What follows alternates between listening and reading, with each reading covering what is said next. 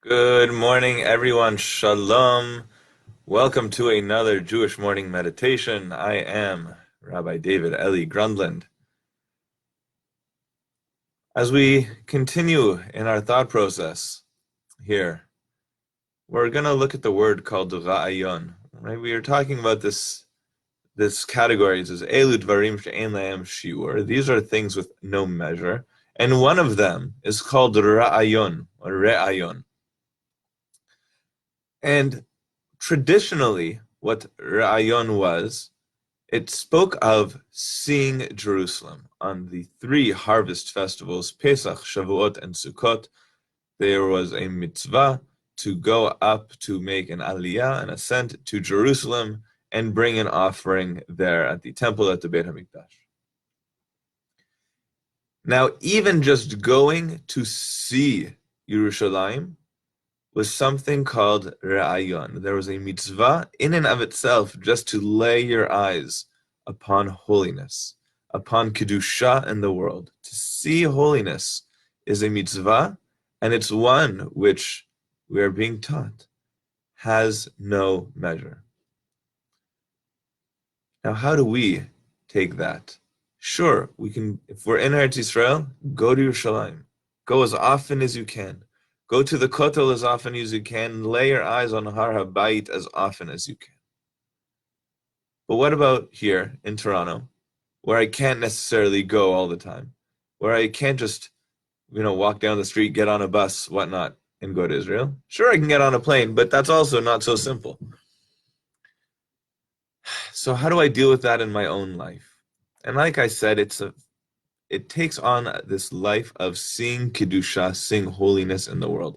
This is what we've been talking about extensively for months now.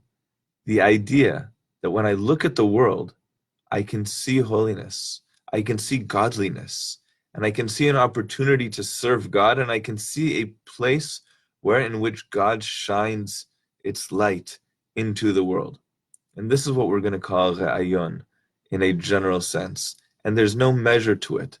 I don't have to say, oh, for 5 minutes a day, I'll engage in some kind of meditation, and that will be my time. Or an hour a day, or a couple of times a week. No, there's no measure to it. It can be all the time, but it has to always be, it should be all the time on a certain level, which is very difficult.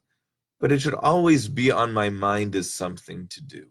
Even if I'm not in the moment of doing it, to at least be conscious of the idea that I can be looking for holiness in the world around me in my experiences.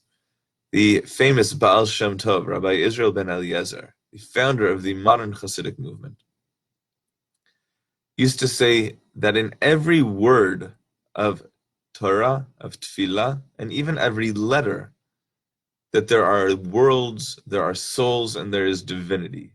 Now, what each one of those things actually means is a whole other conversation, not for now, not for this forum. But the idea is that within every letter, we can look at the shape of the letter and learn something. We can listen to the sound of the letter and learn something. We can look at where a letter falls in relation to other letters and learn something. We can look at a word and understand not just the practical description that that word is conveying, but maybe the root of it. Why is that the word for it? Why does that word convey the description? There are so many levels of understanding that are possible in every moment, in every situation. And when we say that there's no midah, there's no measure or no shiur to ra'ayon, we're saying that there's no measure to how deep I can look into the world. There's no measure to say I've looked deep enough or I've looked for enough time. There's no measure. Keep looking, keep searching, keep seeing, keep finding. And with that, Bezrat Hashem, we will truly learn how to live a godly experience. Have a wonderful day.